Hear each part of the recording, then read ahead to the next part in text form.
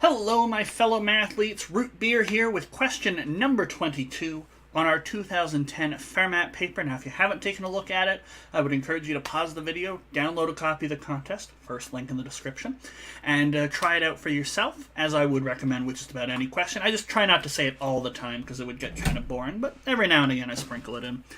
So here we go, question 22. A rectangular piece of paper, PQRS, has PQ equal to 20. And, it looks like there's some perspective bending going on here, but I'll still say QR equal to 15. The piece of paper is glued flat on the surface of a large cube so that QS are at the vertices of the cube. So the diagonal is right alongside, and so they're sort of squished flat. But if I imagine a piece of paper, we're still going to get right angles here, even though the one at R really doesn't look like it. We're just sort of folding a piece of paper, just not completely. It's just sort of half fold or partially being folded on itself. Just the sides are never actually meeting.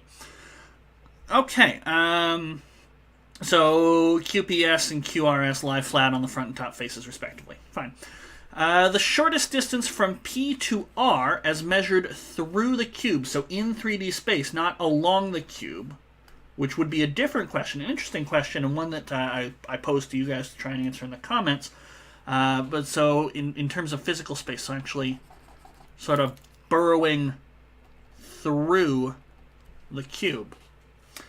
So the shortest distance is closest to. So closest to, I immediately reach for my calculator. Okay.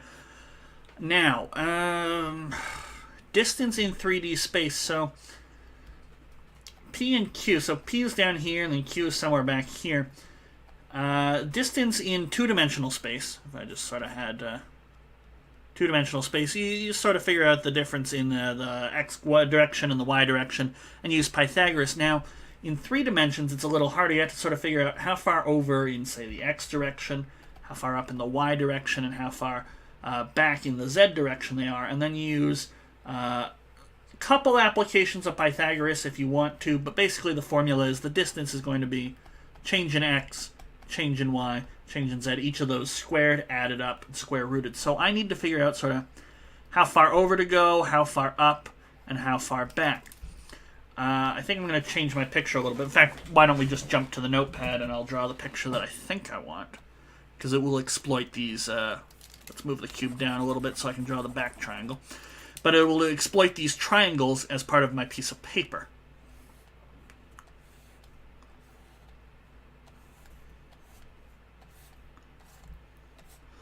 Okay, so I've got a right angle triangle here. I've got another one back here. And so to get from P to Q, we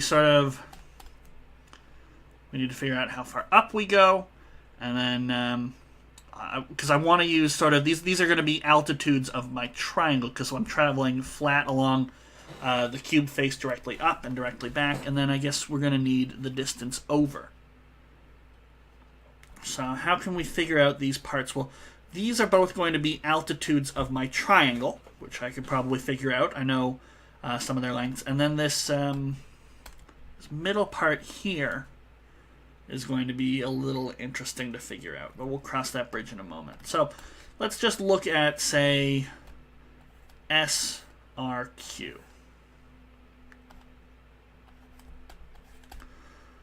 Okay.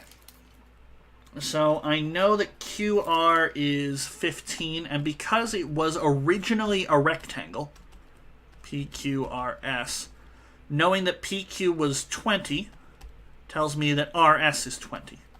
And because we folded a piece of paper, a rectangle, right angle, triangle persists, 15, 20, it's going to be a 25. This is a 3, 4, 5 triangle.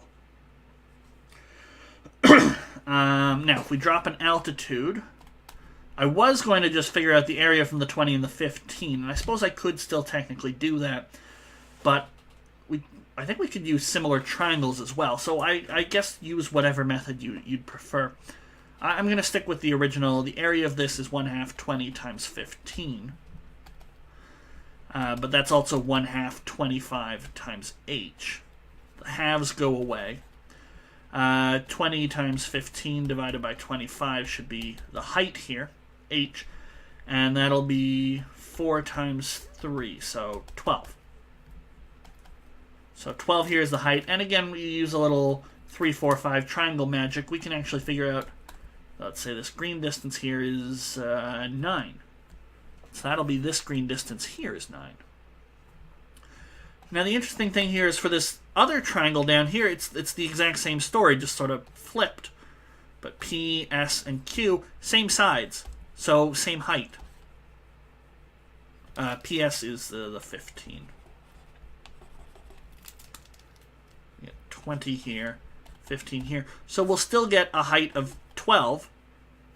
So we can put a 12 here, 12 here, a 9 here, and we're still going to get a 12. This one is 15, so it's still going to be 9 here, right? 12. S is over here, PS 15. Yeah. So 9, and we know that this total distance is 25. SQ is 25. We chop off 9 on this side, 9 on this side. That's 18.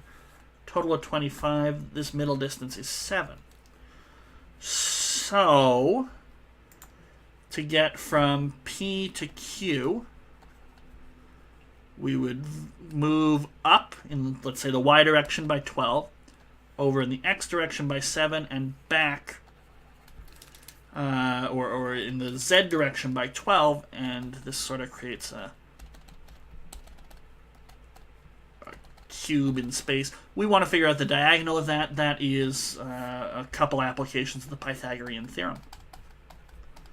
So the 3D shortest distance between P and Q is going to be 144 plus 49 plus 144.